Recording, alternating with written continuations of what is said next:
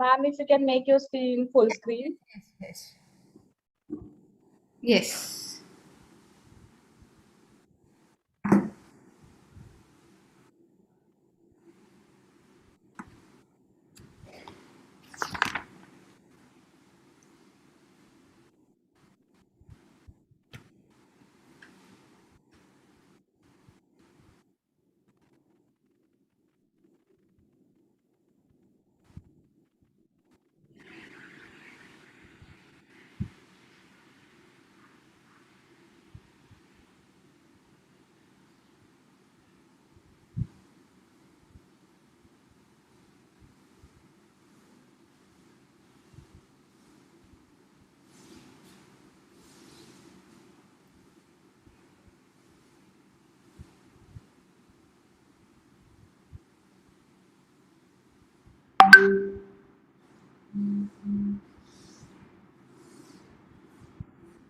Hey everyone, we are live on YouTube.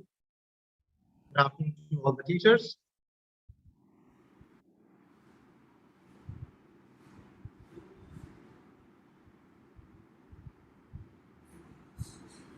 We will start the session sharp at 3:01. We are waiting for more teachers to join in.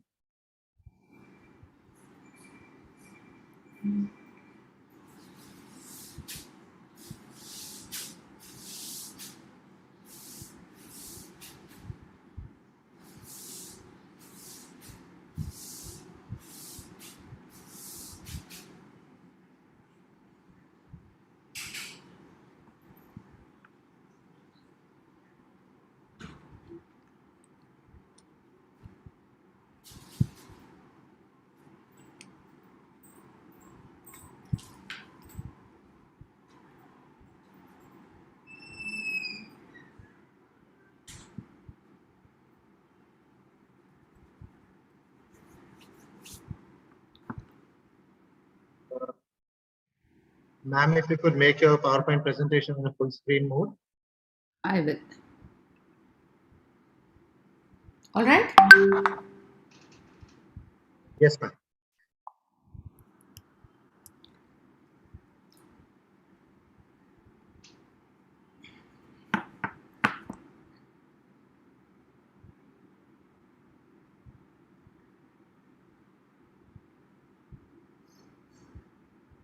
All right, so we have 168 teachers live with us in the session. So we are waiting for the other teachers to join in.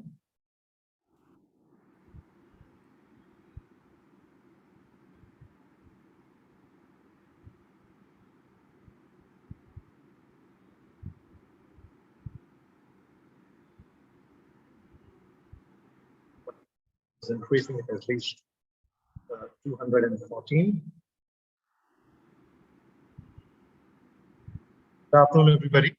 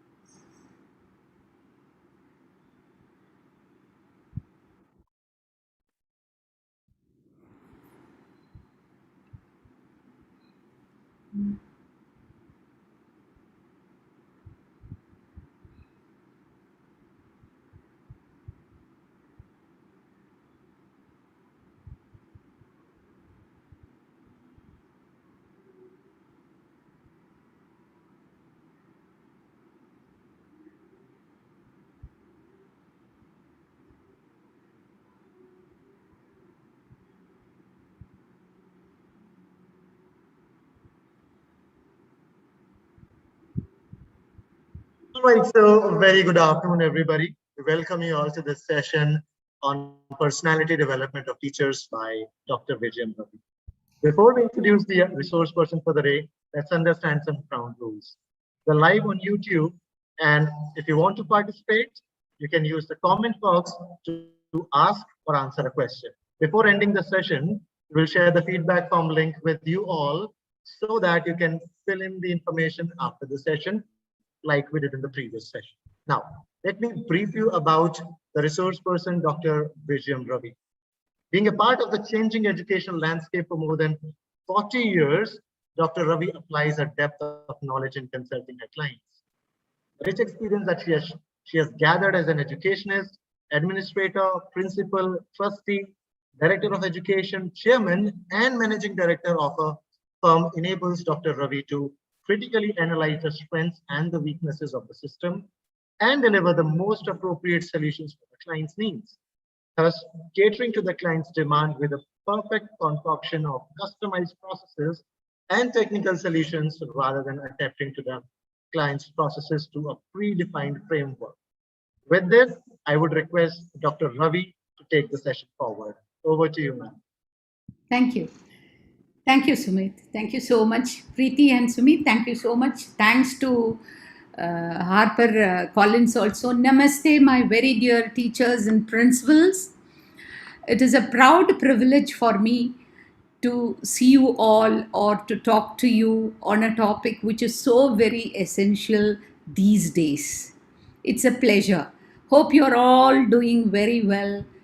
The pandemic has taken a huge part of your life and made your life so very strenuous also. I understand, but the way you have all handled it so beautifully, so very well organized, kudos to you, congratulations to you, the teachers, to the principals, to the management, and all the educators connected with you. Thank you very much for being with me. It is a wonderful afternoon, and I am talking to you from Mumbai.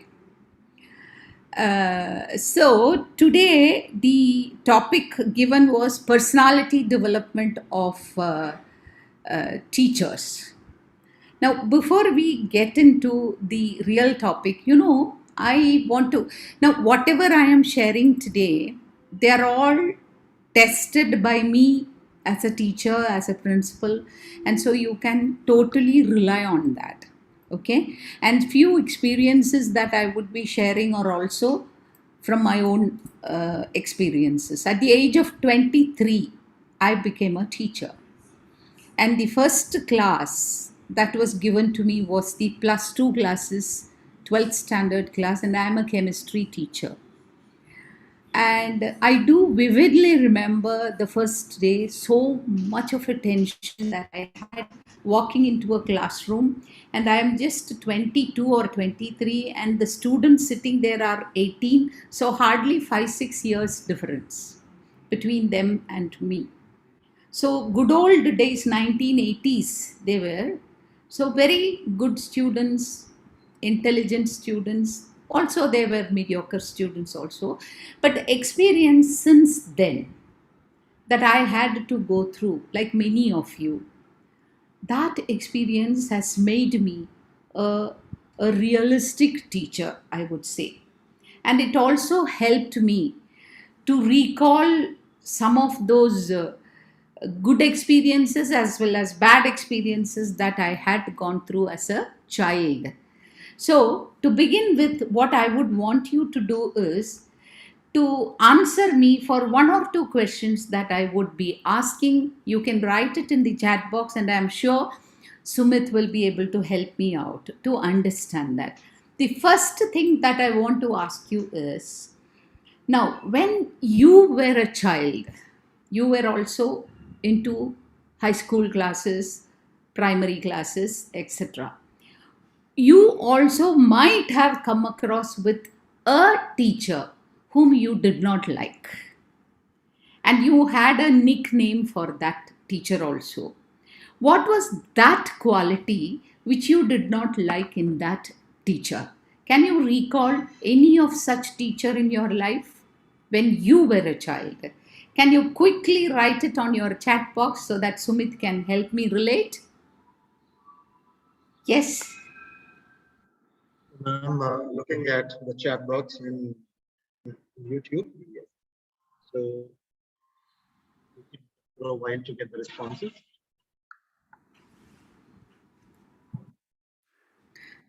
The teacher whom you did not like. for whatever reason. What was that? Response from Shivani ma'am, Hmm. a teacher. She says that my teacher was rude. Rude. So a cruel behavior, a rude behavior. Any other thing? Any other quality? Yes, so Sucheta ma'am says something that she didn't like in her teacher was favoritism. Favoritism. Right. Very true. Partiality. We call it. Yes. And Nakshatra ma'am says there was a teacher who used to mock me on my ethnicity. Mock me on my.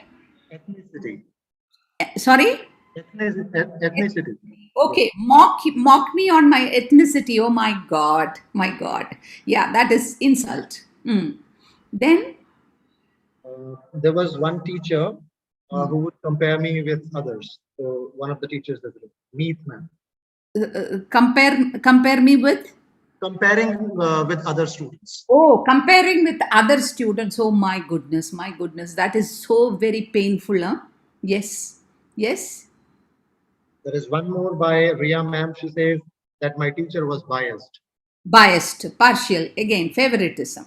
So, and there may be many people would say also they didn't like me, they liked quite few people, and they didn't like us. Partiality. So many things are there, and you know very well, my dear teachers, we actually like a subject because of the teacher. If I say that, I'm sure most of you will agree with that. We were also like that. Maths was a terror for me for some time because I had a very poor math teacher. He would just come to the class, take a chalk, write on the board, write all the theorems or things like that, and he'll go back. There is not much of an interaction, and I wouldn't even know why would I learn algebra. Why should I learn coordinate geometry? Why should I learn trigonometry? There is no such interaction, no explanations, no humane relationship at all. So I hated mathematics. It was at that time somebody else, a new teacher joined, a young teacher joined, and since then, maths became a wonderful subject to me. So I remember. So, like this, in most of our cases, also, we started liking a subject because we liked the teacher. Situations have not changed much even now. Today, although children start loving a teacher, and then that subject becomes the favorite subject.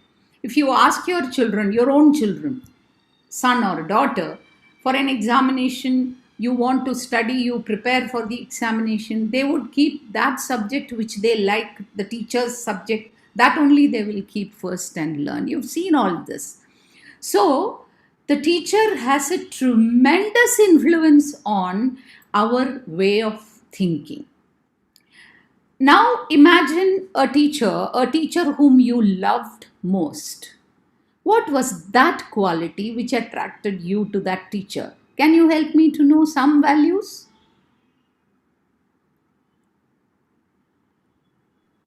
That teacher who attracted you to her or him and you liked the teacher. Ma'am, Any? looking in the comment box. Mhm.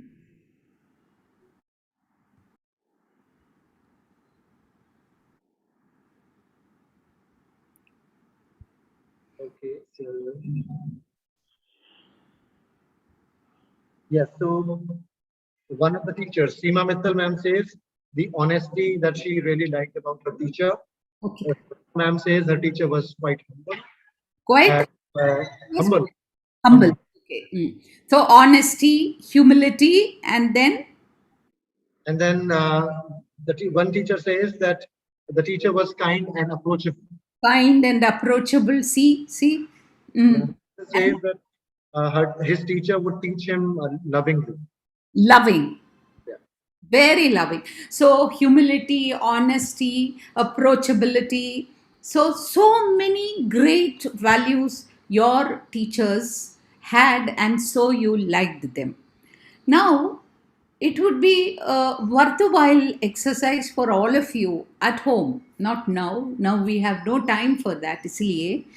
So you think about the teacher whom you did not like, and you had certain qualities which you did not like in that teacher. Do a little bit of an introspection whether you have any of such qualities. I mean, this you have to do it without any prejudice. Honestly, you have to do it. No one is going to ask you for your paper, what you wrote down, or your mind. No one is able to open up and see. It's for your own self. Just see whether you have still traces of any of those characters of that teacher whom you hated, and if you have the qualities of that teacher whom you liked. If you have those qualities you liked in certain teachers, pat yourself on your shoulder. And if you are having certain qualities of that teacher whom you did not like, don't hate yourself, but start thinking, okay, how do I improve that? This is the first stage, realization of being a great teacher so that you can attract your students, get your children glued to you, to your class, and make them love you. As a teacher, you have to make your children love you so much. So, this is what has made me a great teacher. I am a very respected teacher among my students. Several students spread across the world. Even now, they get in touch with me. And so, that is a privilege. So, let us see now personality development of teachers. Why is personality development so very important? We have to ask this question. Do you mean to say personality means the look, physical look you mean, or the way you behave? Actually speaking, both matters. When you go to a school, I used to always talk to my staff and to all the people wherever I have been giving training, physical look also matters. It's not that God has given you certain beauty, that beauty cannot be changed at all. So you have to only do one thing, that make yourself presentable. Excess cosmetics are not going to help you at all, but be what you are. The genuineness that you carry will be reflected through your eyes and your smile. So your persona is going to be, actually speaking, coming out through your eyes, the way you smile, the way you talk, all that is going to bring out your persona. So, but why is this personality development so very important? The academic and psychological researchers say that the personal attributes of a teacher, they have very significant influence on student outcomes.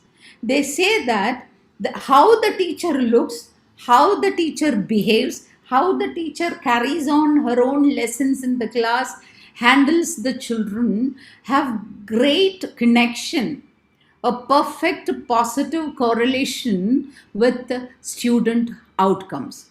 Those students who are in such a class where the teacher is very motivating, very inspiring, a good personality, and she also wants so much of she wants, makes her expectations very clear from the students in the beginning itself.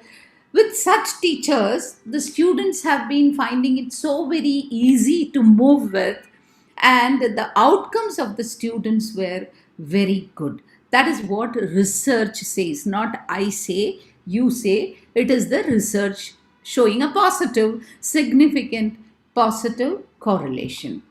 Now, a weak personality exudes weakness, and a strong personality exudes strength.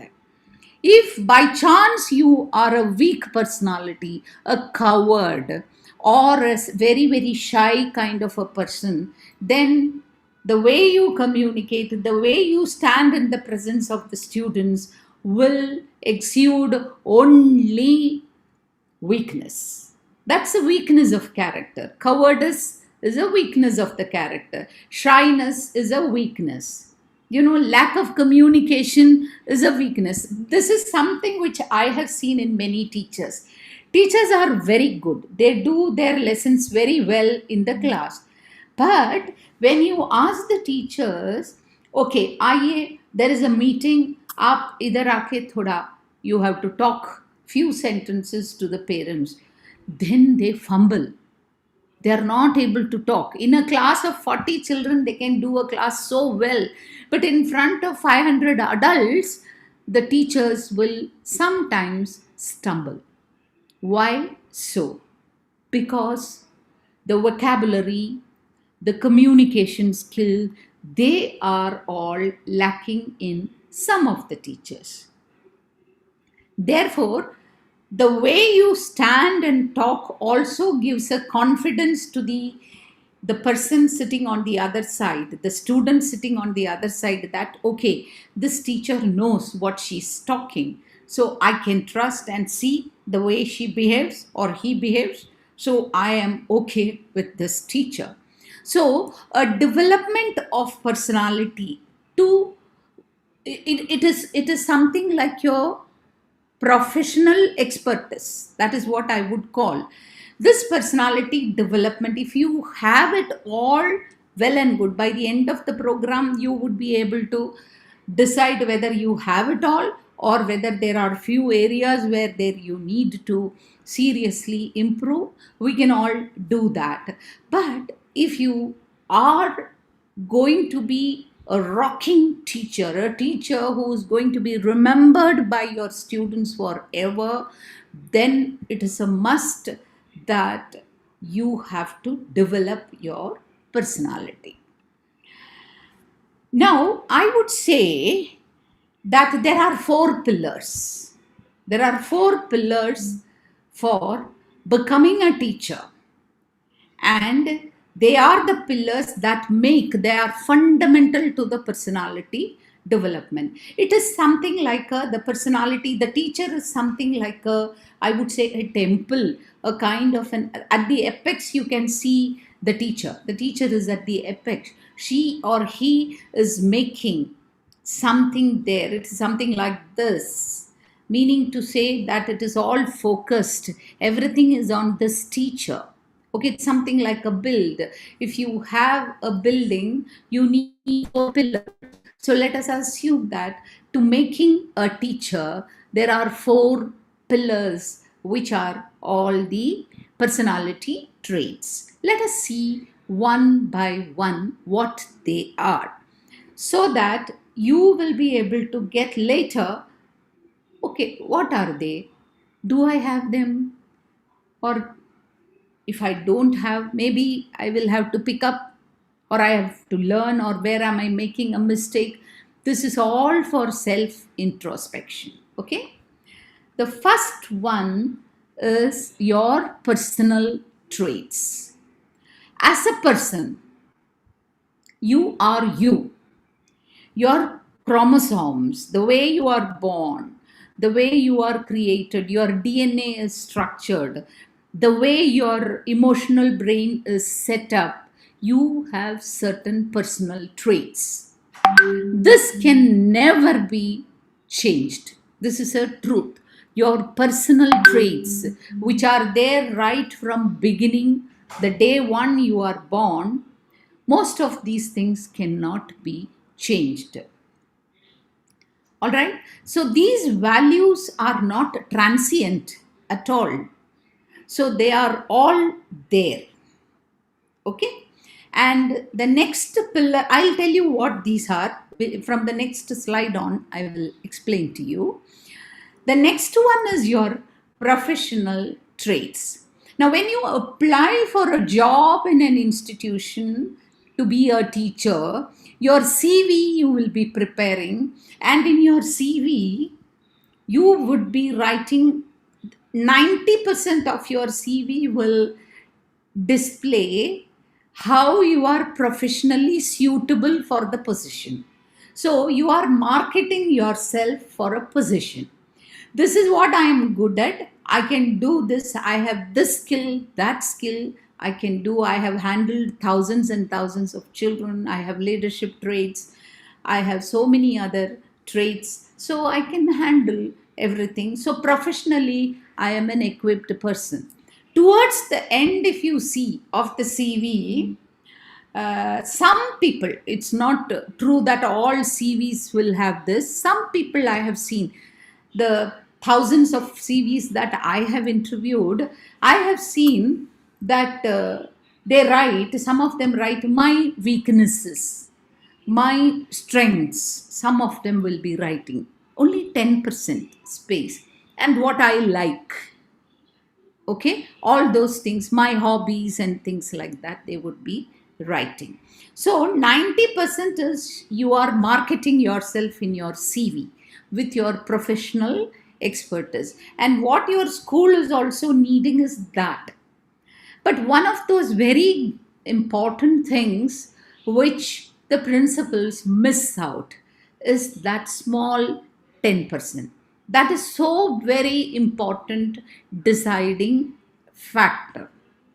Now, I can give you an example. When I was interviewing a teacher, a senior position teacher, the interview, the CV, there was a committee. They were all asking questions. When it came to me, I could see. I read through the CV. I understood CV is so good, so very talented. This, that, and all that.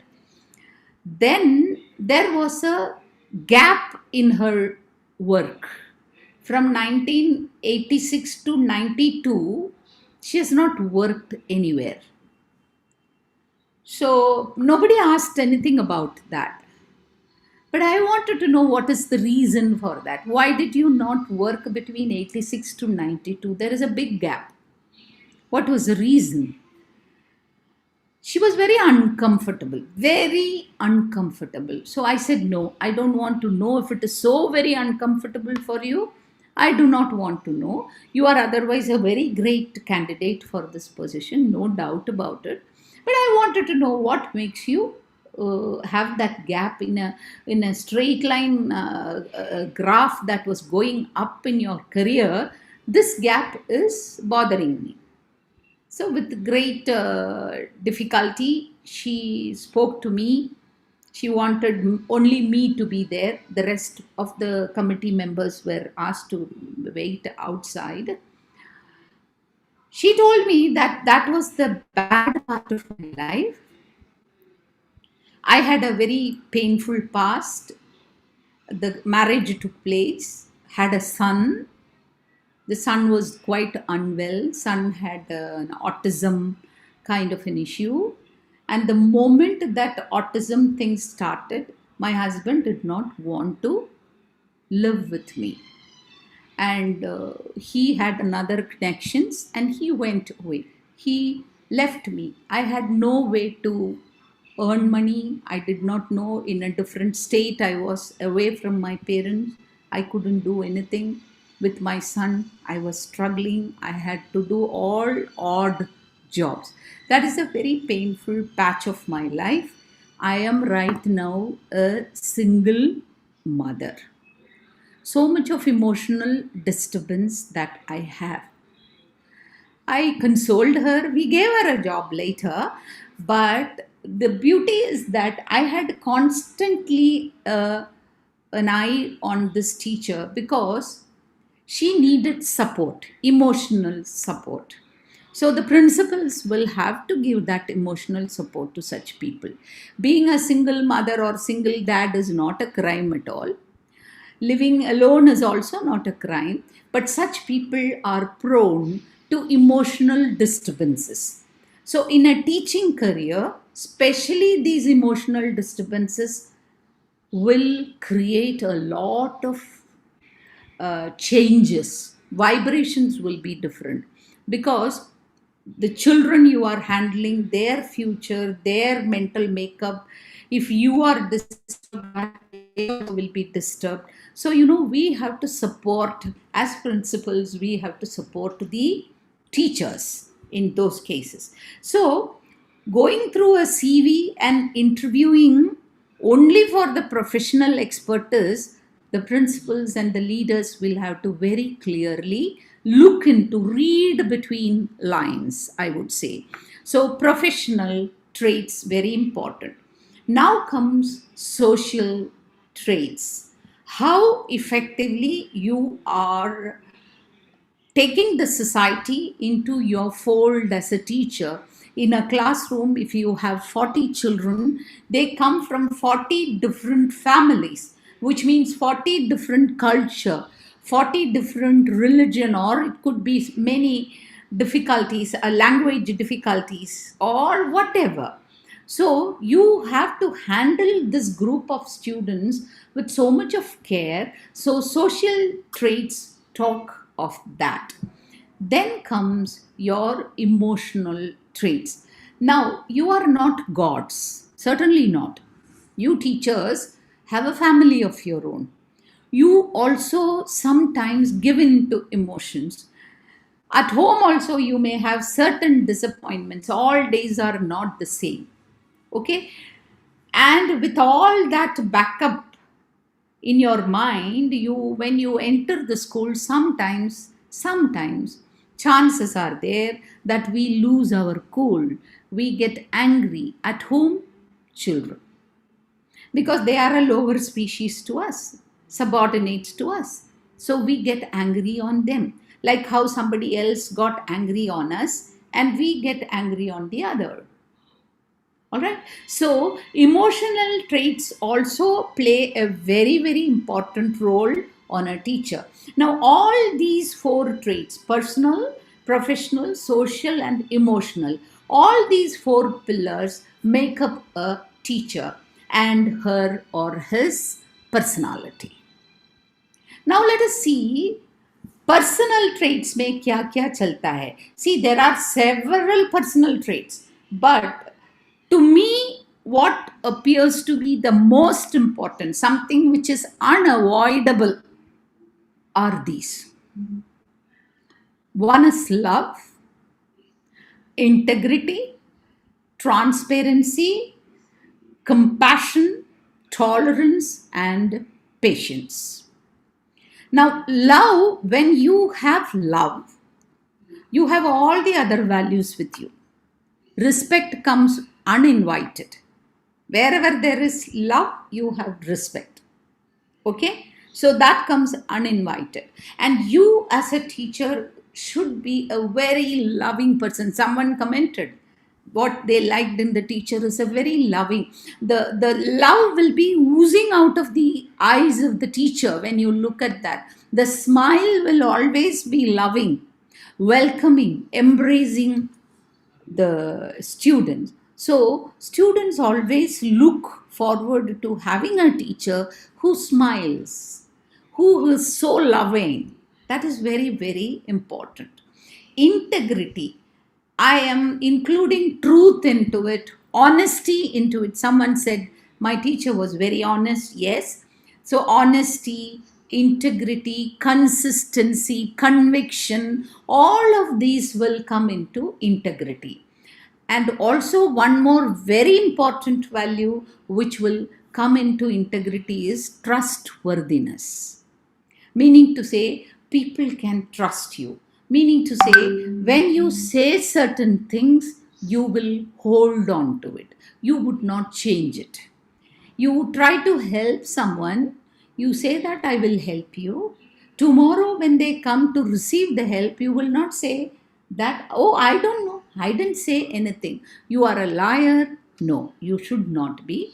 Honesty, integrity, consistency to whatever you are saying. Yesterday, I said something.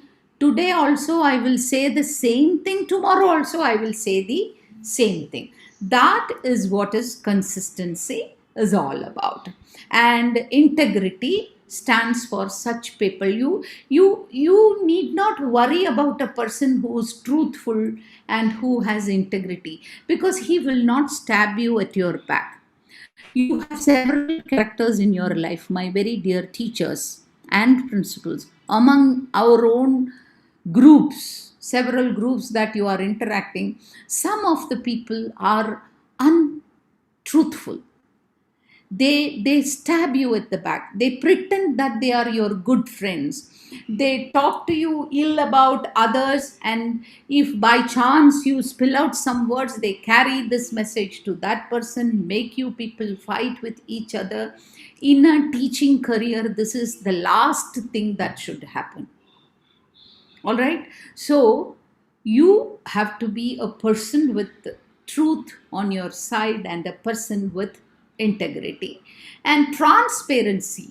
Whatever you do, you are transparent. This is what I am. I don't have to hide anything. The beauty is that when you are transparent, you do not carry load on your heart. Every day before going home from work, you don't have to worry about, oh my God, I didn't do this today.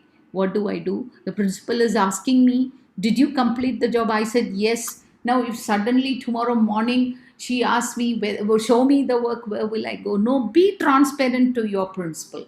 Tell the principal, yes, ma'am, yes, sir, you gave us this job. We were able to do, I was able to do it a little bit, but not completed. I'm sorry, I need a little more time. Transparency will always get you tremendous appreciation. Your superiors will always appreciate your quality of transparency. Compassion, oh my God, that's one of the most beautiful value personality trait personally you should have. Compassion includes kindness, warmth, all that it takes in, and reassurance, all of that comes in compassion. One has to be compassionate.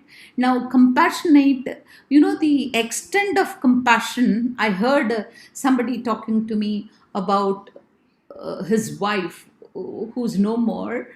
He was saying she was a very compassionate person, madam.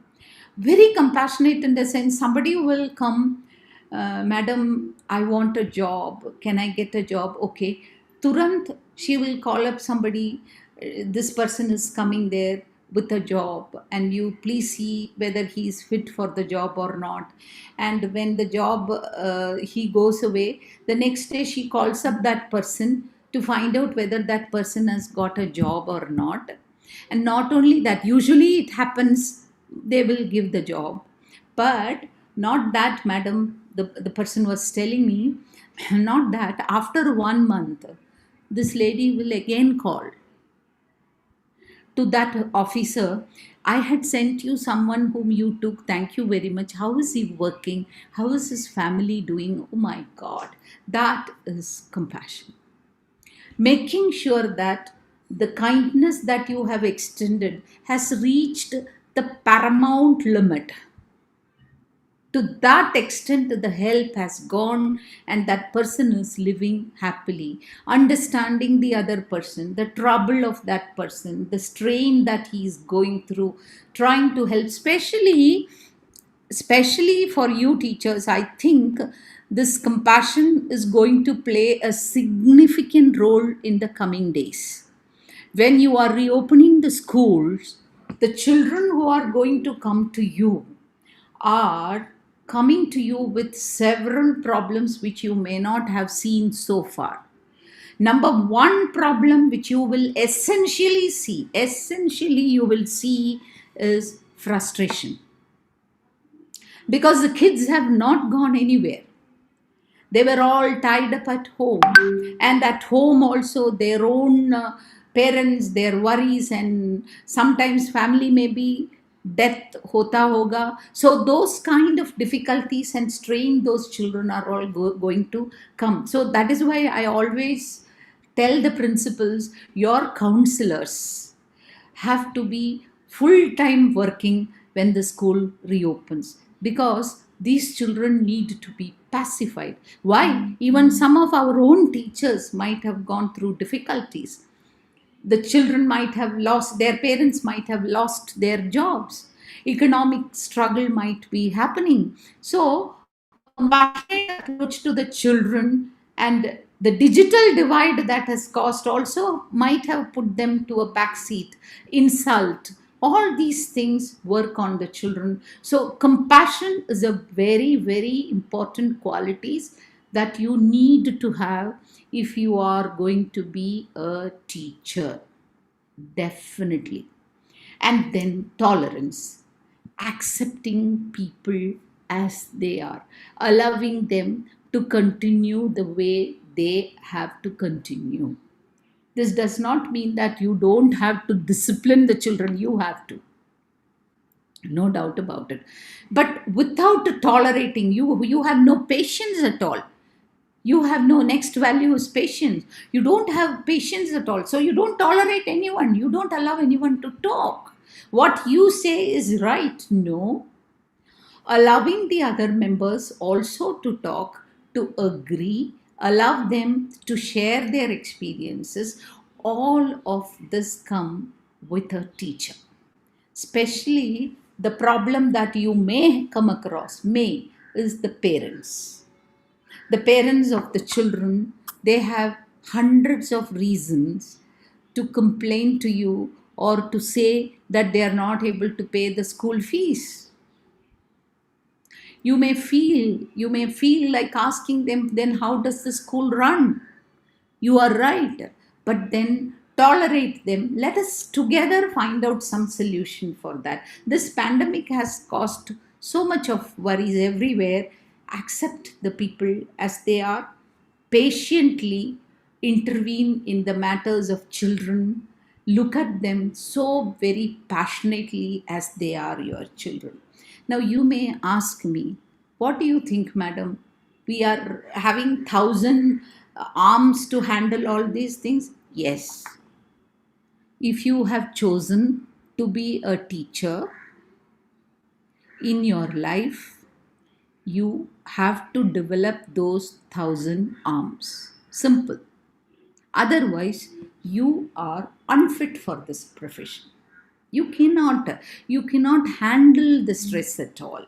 So these are the personal traits, some 6 of them, which according to me are very, very, very important. Then comes your professional traits. The first one I have deliberately written, communication. And this is the casualty with our teachers. Communication is a problem.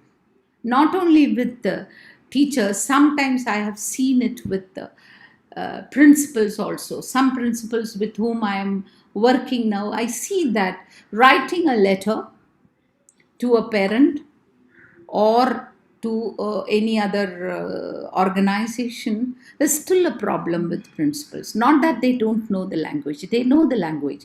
What they do, what mistake the school principals and teachers do while communicating with the parents is that they mix up a lot of emotion into the letter. A letter has to be an official communication from the school to the recipient, and it does not, need not carry emotions. So communication is an art and science. The way you communicate, the way you write, the way you speak, the way your words actually must make the other person very much wanted. It should not be that your words should kill that person's self esteem.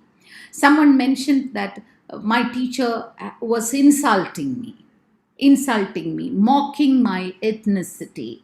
So, how does the student know that she was mocking or he was mocking? Through the words. So, the communication or the look also, your non-verbal communication also is equally important. The way you look at children with hatred or indifference, all this the children will understand. Communication is extremely important.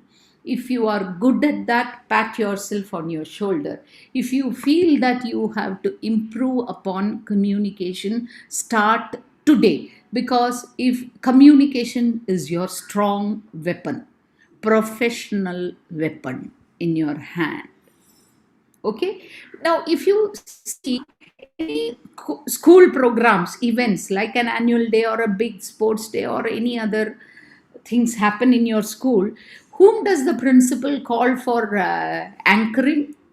Mostly the principals will be calling only the English teachers. Why? Because the science teachers and the math teachers and the art, craft, music, or whatever teachers they are, they have a little bit of a limitations with language usage. So they call always the English teachers. My request to all the science and math teachers is to come out of that periphery and prove yourself that you are capable, for which you have to read. You have to read so much that you acquire a lot of new words. New words have to be acquired, books have to be read for self improvement, communications, etc. And when you have enough words, you would be able to communicate beautifully well. A rough estimate of the vocabulary words in English, if I give, this was the way I was guiding my students when I was the principal for a long time, is that a student in the by the time he comes to 6th standard, the student should be able to use anything between 5 to 6,000 words in English vocabulary. 5 to 6,000 words. Because when vocabulary is there, children do not have any hesitation to talk. The same is the case with you as well. When you go to higher classes, by 12th standard, when the student reaches, I would say, aram se, he should be able to own around 15,000 vocabulary words, new words. He should be having. So, when we amass vocabulary, communication becomes an art, and communication attracts people to you. That's very important. Second point is academic expertise. You should be so much talented with your academic stuff. The knowledge in your subject is something very, very important. I want to give you a very personal example.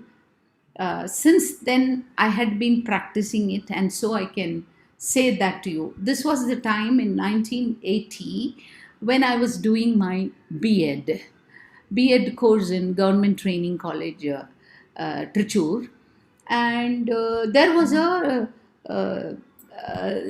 teachers come, our professors come to for a teaching lessons, observation of lessons. We are attached, affiliated to few schools. We go there and teach, and they come and observe. Four lessons they observe in a month. Okay, so like that, my lessons were all observed. 4 sessions were over. Okay, and I was a very good teacher because I have taken B.Ed purposely because I wanted to become a teacher. All right, so my professor was so happy, and that was the last day of my teaching in that school, and I was handling preparation of chlorine from potassium chloride and sulfuric acid in the presence of a catalyst. So what happened was that that day, actually, the professor doesn't have to come to the school at all. I was so sure 4 lessons are observed, it's all over, gone.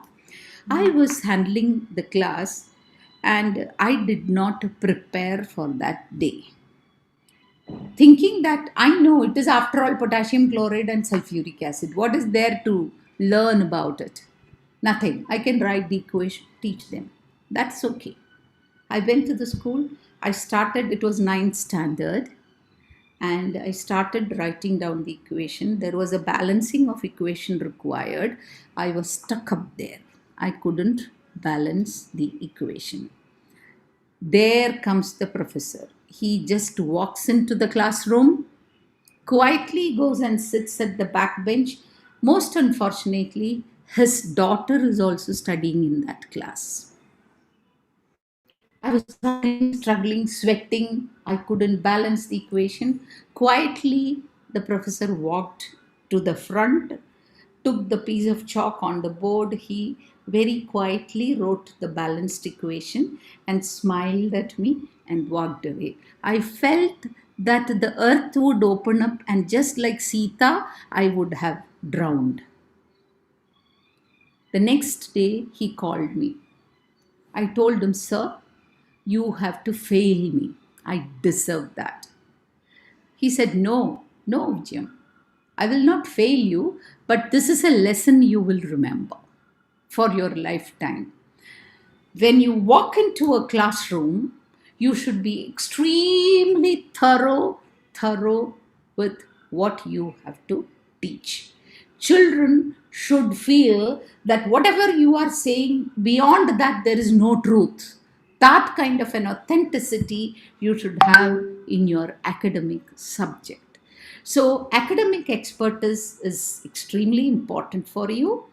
If you have to do higher studies, do it, or every day you go to the class only with great preparations. Then comes goal setting. You have to set a goal for your own self and also for the teachers, for the children. You should help them. Where are you right now? What is your weakness? What is your strength? Okay, by the end of this term examination, you would be able to do this. You will reach here. You have to work like this. Goal setting is one of your essential responsibilities. Then, listening skill. You always will be hearing people. Listening calls for a patient ear. Children have so many things to say. All may not be relevant. It may be time consuming for you to attend to each and every blabbering of the children. But in general, you should try to understand their problems by listening to them. It's very important. Listening skill is very crucial. This is not only for your students, at your own home also. Practice the same thing with your own kids, with your own family members. Listening will, to a large extent, I must say, will solve your problems. Then engaging the children. When you walk into the class, explain to them what you expect of them.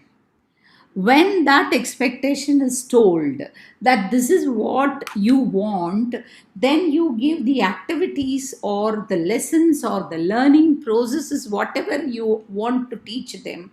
Engage the children that they don't get even one moment to deviate their attention from you.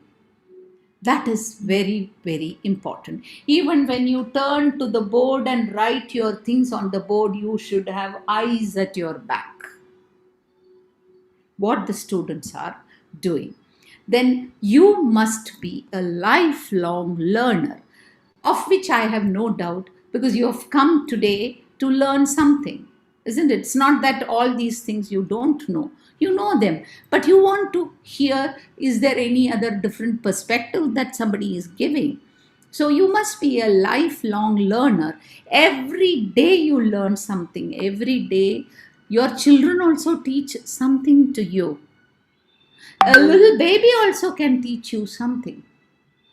I remember once when I was the principal, children could walk into my room without any permission. They can just run into my room. That was the thing I had said. So a little girl, senior KG girl, walked into my room, and I hugged her, called her, and she spoke in a fairly good English. She said, she showed me a pin, a small pin which you stuck to this boards, for sticking papers.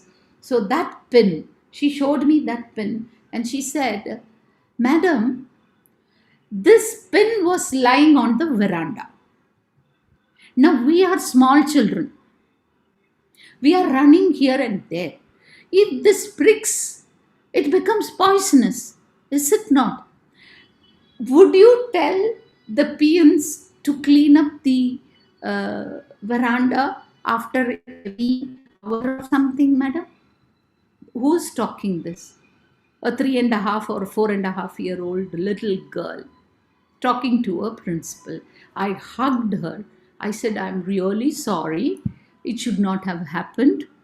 I'll take it into account. With her in my presence, I called the head pew. I told, this pin is lying down on the floor. This should not happen again. Make sure that all the flannel board pins are properly stuck there. We learn.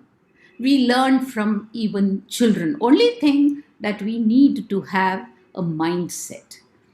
Reading habit, I said, a reader is a leader. No doubt. The more you read, the more you lead. You get a lot of information about what's happening in the world. Books could be anything. Self-motivating books or development books or subject-wise books or biographies or about economics. Anything that you wish to read, you must read, other than your school stuff. So very important. Then you have to take initiative. This initiative is a big problem as far as principals are concerned. They want some programs to be undertaken by some teachers and they open it to them. No teacher will come forward.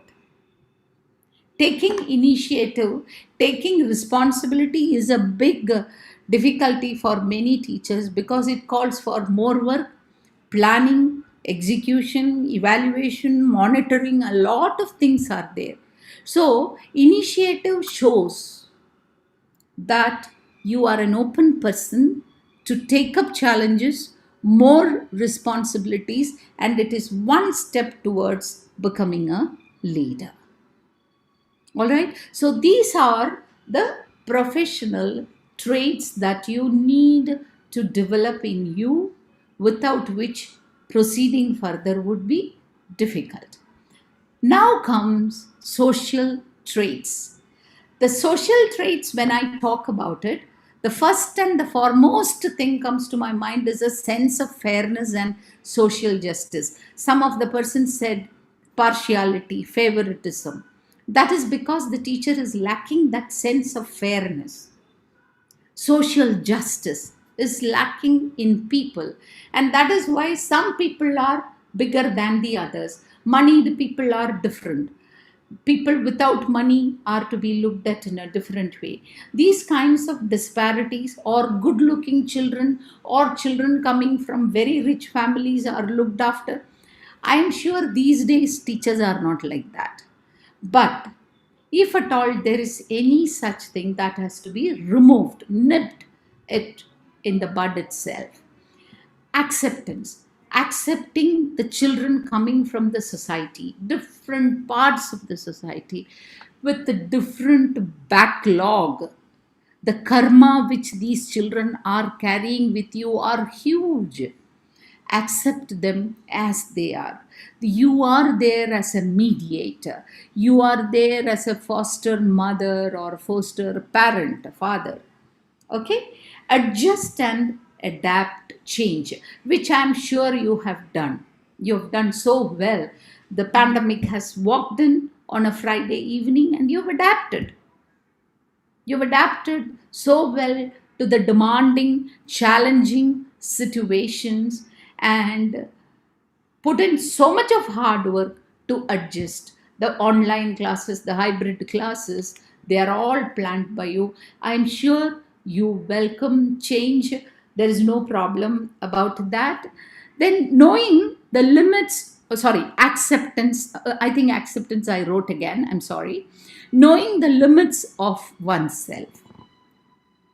One should be able to understand, I can go only this much.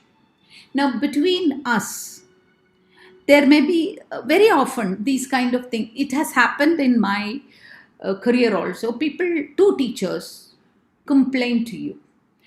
The two teachers have equal qualifications, equal experience, but they are placed in different classes.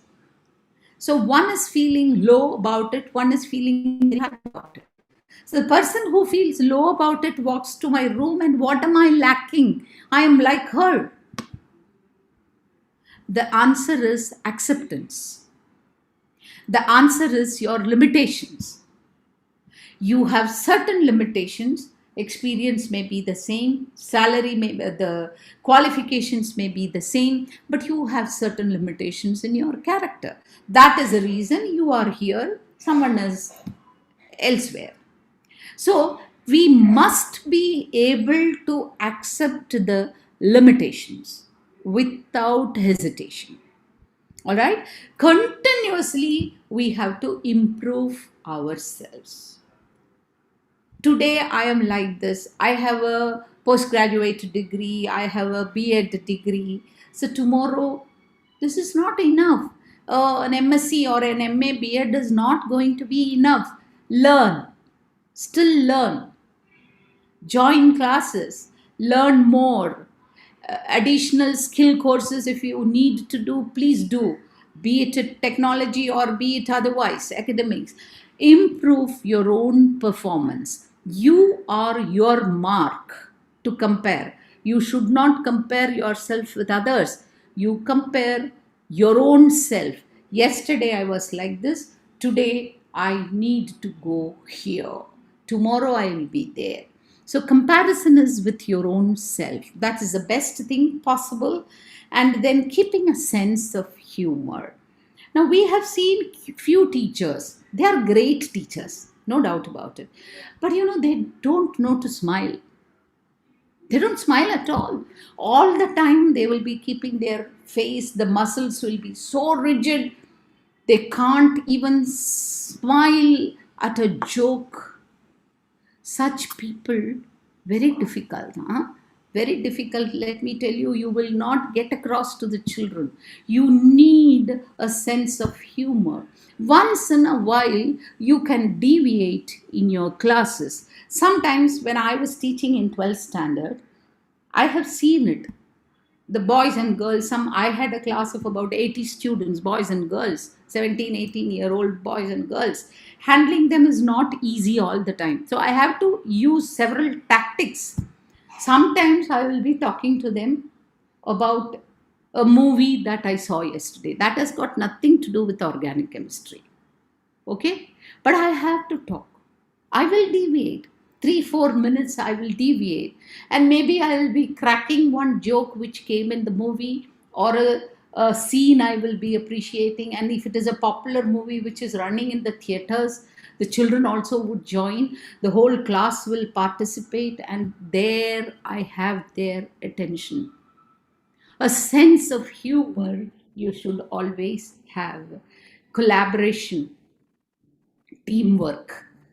Work with your own team, your department, your school team. You cannot move away from a team. As a team only, you are all known, the school teachers. So collaboration, teamwork, these are all the social traits that you all must have. Emotional traits. Now, emotional traits, when I come to you, the first thing is control of emotions. Ma'am, there is a question from one of the principals, Shalini ma'am, Mm.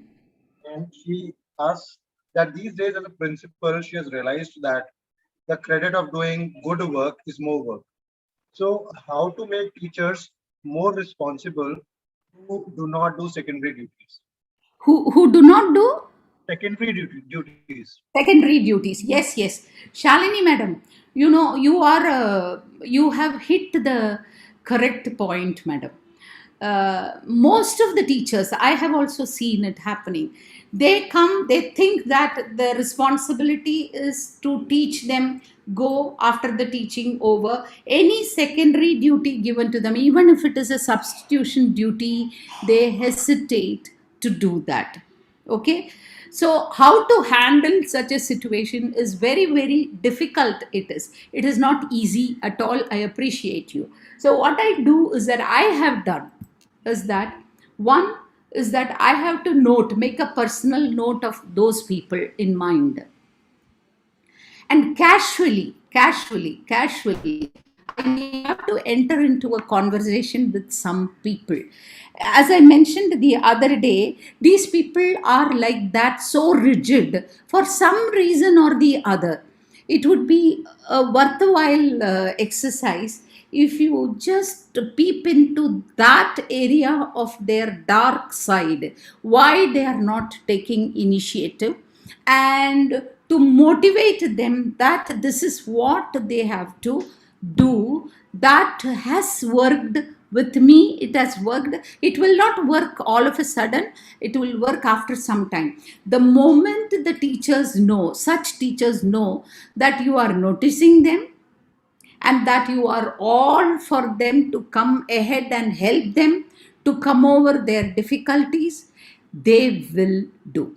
But there is always a difficulty, some other difficulty. Some teachers, not all, some teachers connect this additional work, they relate it with money. If I am ready to work from 9 to 4, from 4 to 5, if I work, what is it that is in turn for me? What will I get? This is something, a bad disease among the teachers, which you will have to seriously work, Shalini madam. You have to motivate the teachers that it is not a 9 to 4 job. Teacher's job is not a 9 to 4 job. Second point is that, which my management has taught me, is that, hard work will always be related to increment. The hard work that you do in a performance appraisal, it is related to increment. But the quality work that you do would always entail you for a promotion. Therefore, you have to teach your teachers, motivate your teachers that this 9 to 4 job is not, you're not working in an office, you're not an 8-hour job profession. All right. So, this is also part and parcel of the responsibilities. I would say this is something I have done. The other thing which I have done is that the year beginning itself, the orientation of teachers, that time itself, I tell them, this is what I am. This is what I would request you to do. This is what you will have to do. Very clear. There is no mincing of words. And you will start a performance appraisal. A key performance indicator structure आप बना दीजिए, teachers को distribute कीजिए. की performance areas, की performance indicators. सो उसमें की performance area में your areas of work like substitution, additional work, event supervising or participation, all that will come. The indicator you write down. If the teacher is not doing it, mark it. You have given them in the beginning of the year itself. They will know that they are going to be assessed.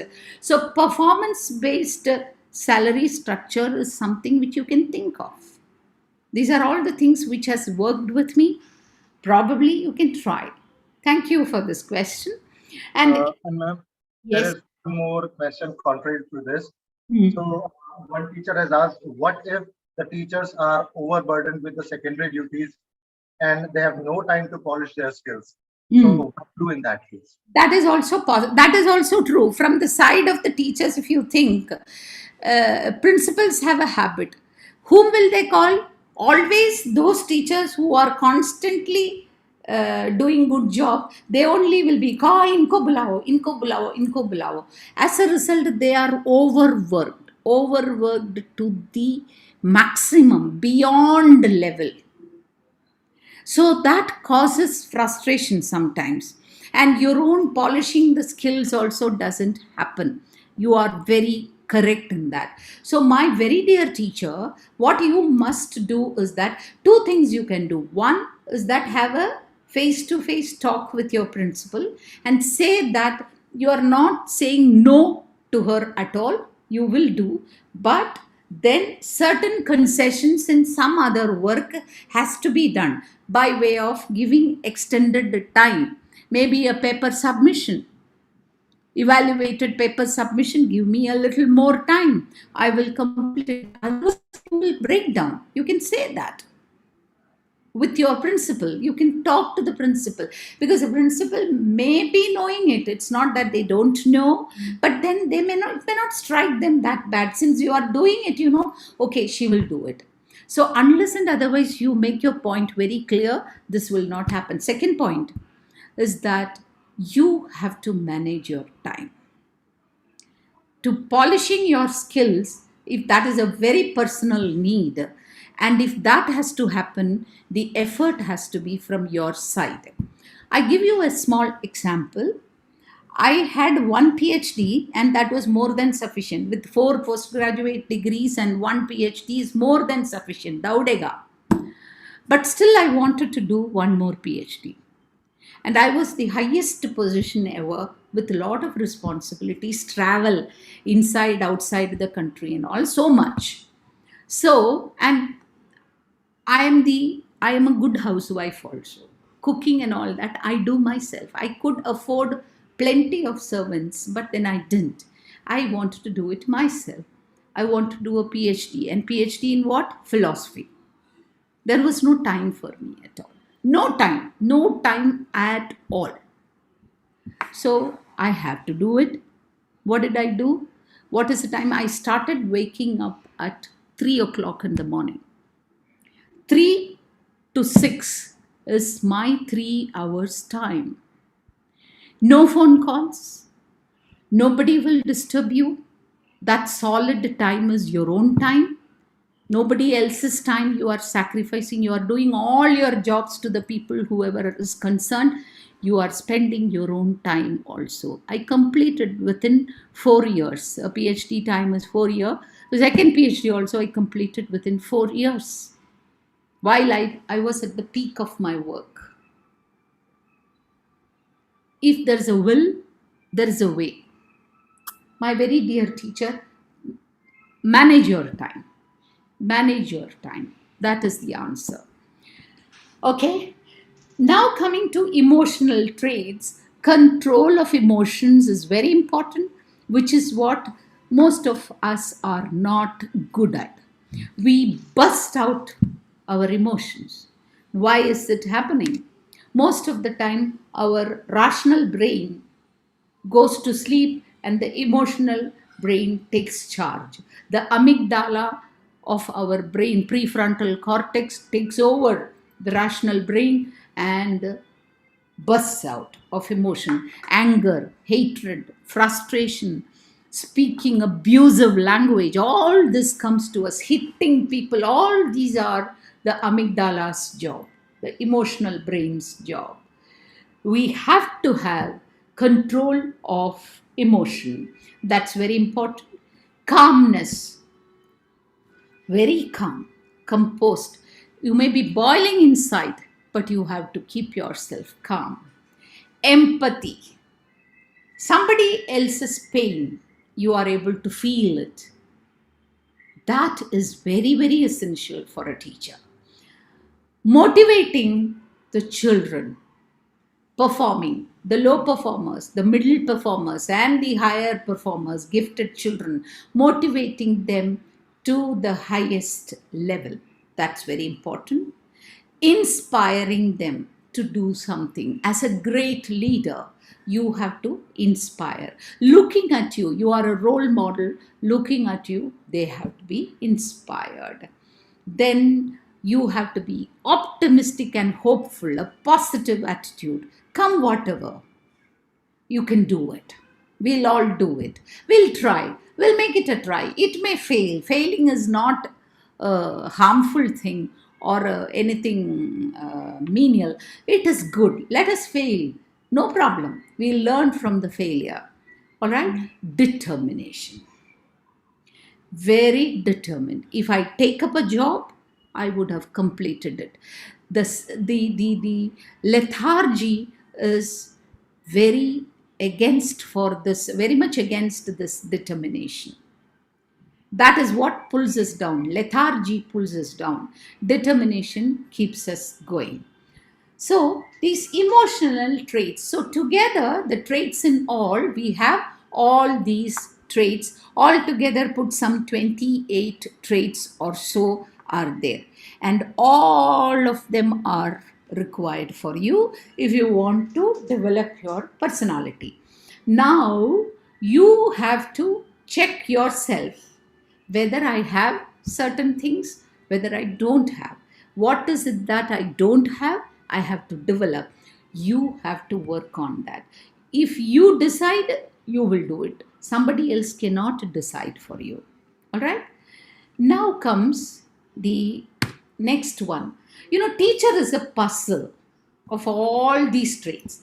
Now, all these things, what you see here, are puzzles, and all of them, consider them as all these 28 or 30 traits that I have mentioned.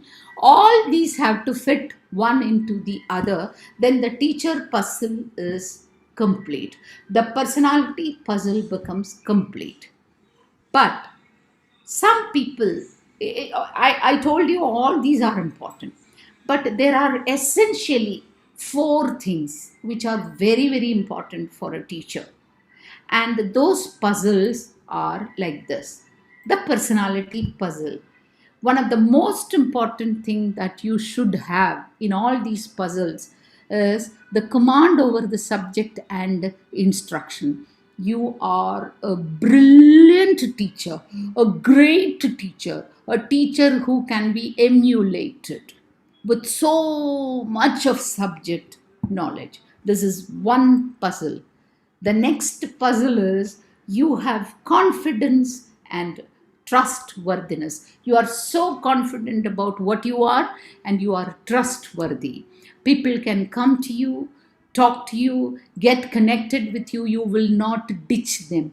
They have 100% trust on you that if they give you a job, you would do it. And the same feeling you are giving it to the children also, that they can trust you. Communication skill is another trait, the puzzle that you have to fix properly. And motivating, inspiring.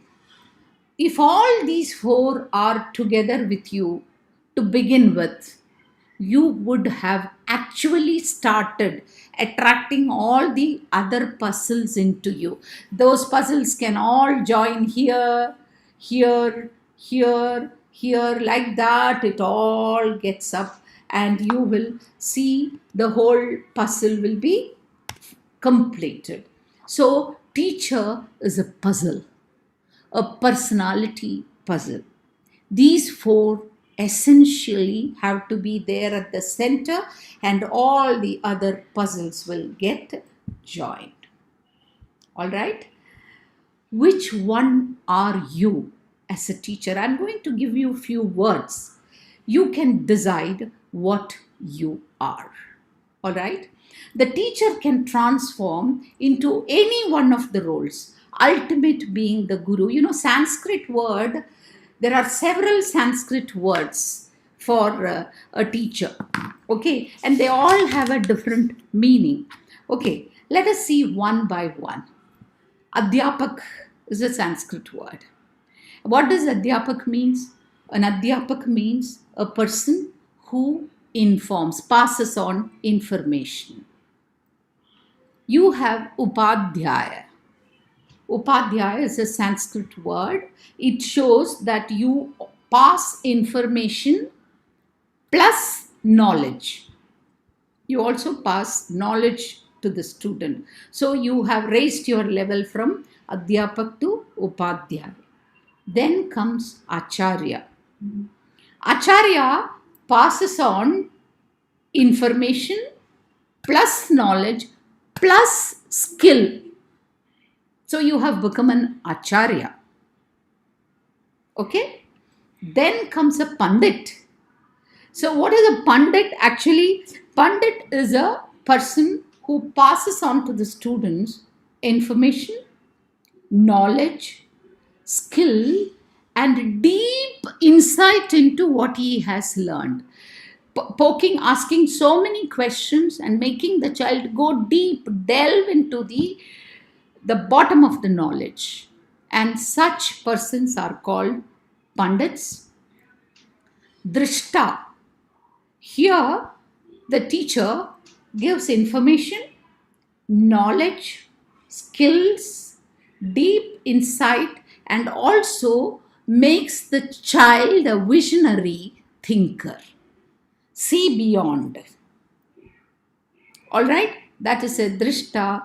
The last one is guru. Guru makes you information, knowledge, skill, insight, deep insight, a visionary thinker. Beyond that, he also tries to help you find out your own wisdom. Guru, the darkness in you disappears totally and you become totally empowered. You know the wisdom in you. He becomes a guru. Each one of us may be falling into any of these categories. We have to decide, but the ultimate goal is guru. And all these 28 or 30 traits that I mentioned help you, your transformation into these different roles. It helps you. Okay? The last point that I'm touching up is that you have to be a brand.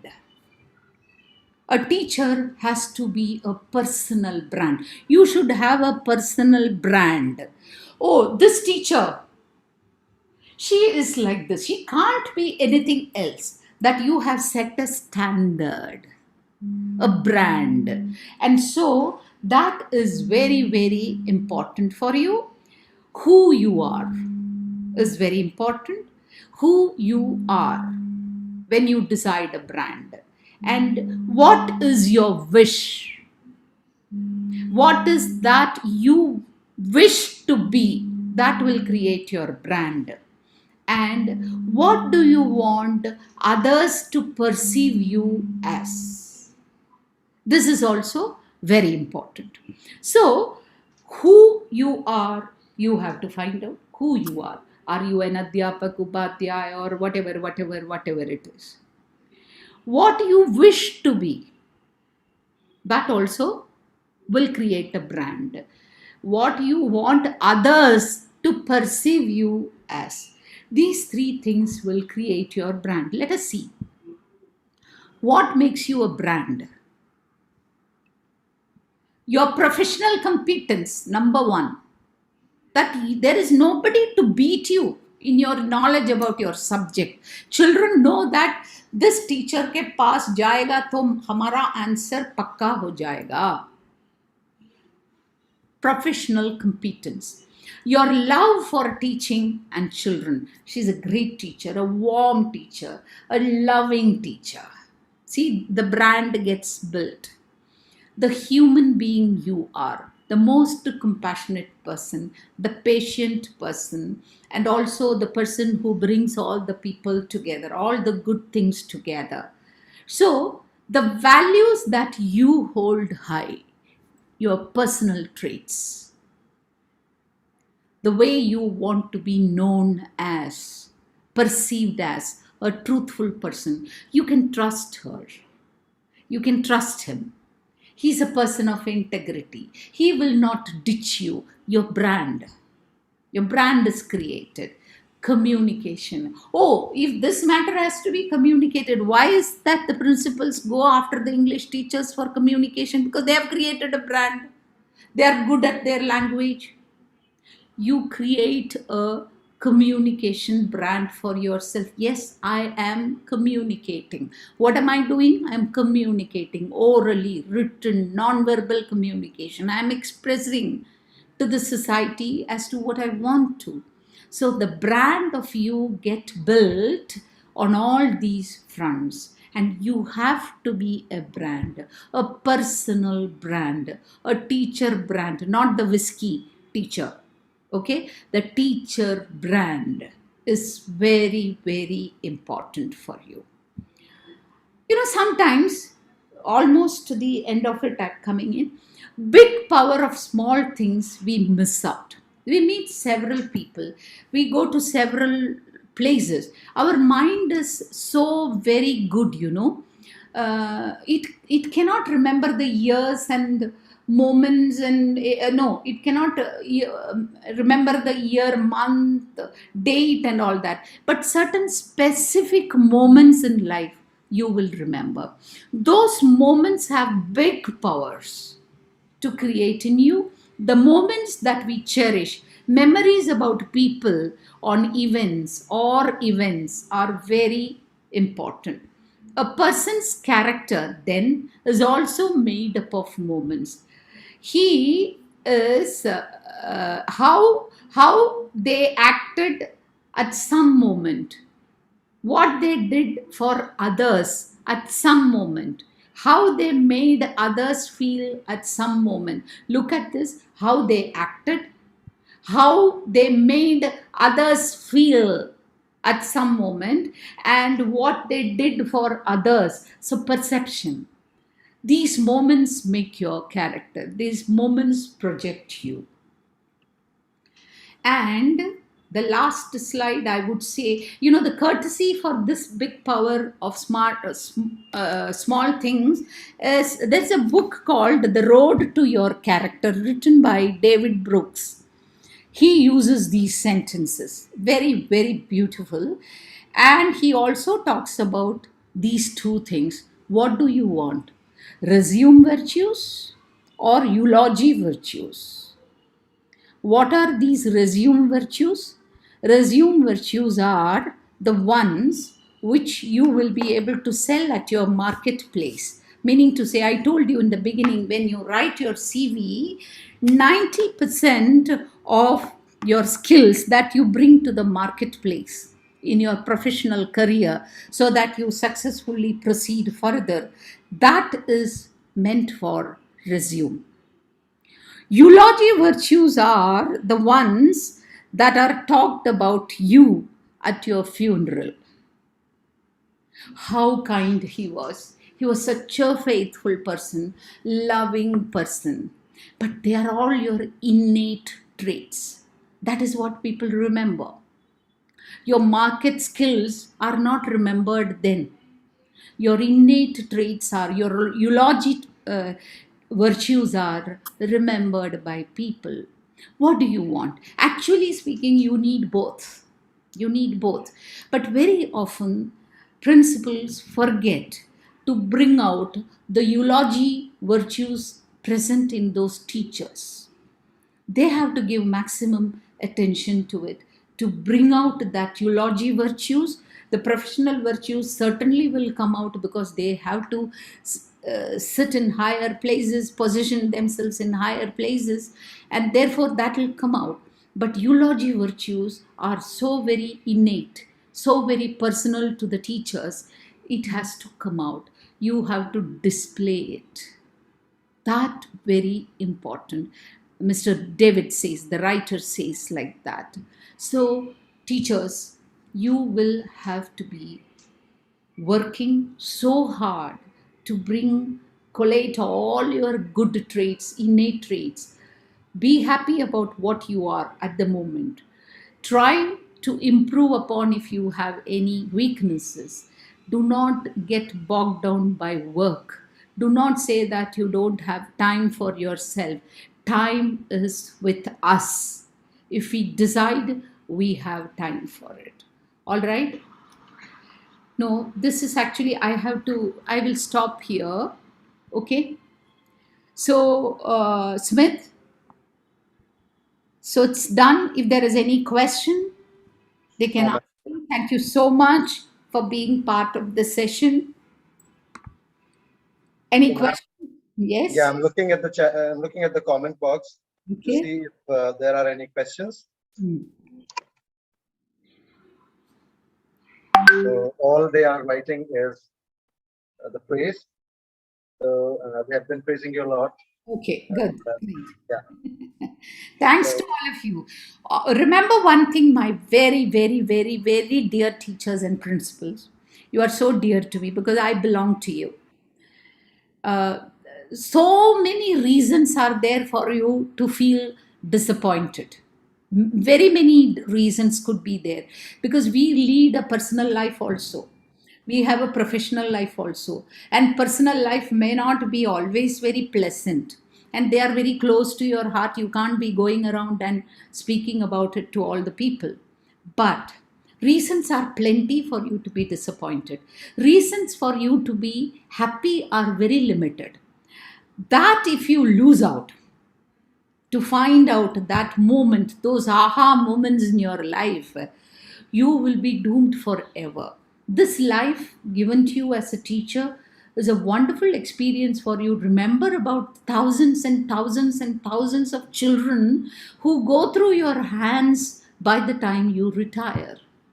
How many lives you have touched. That is the great feeling that should make you very happy. Money will come and go. We need money. Definitely, we need money to work, to live. But then, money is not the only thing. You need a mental satisfaction when you work, that you have done something to the society.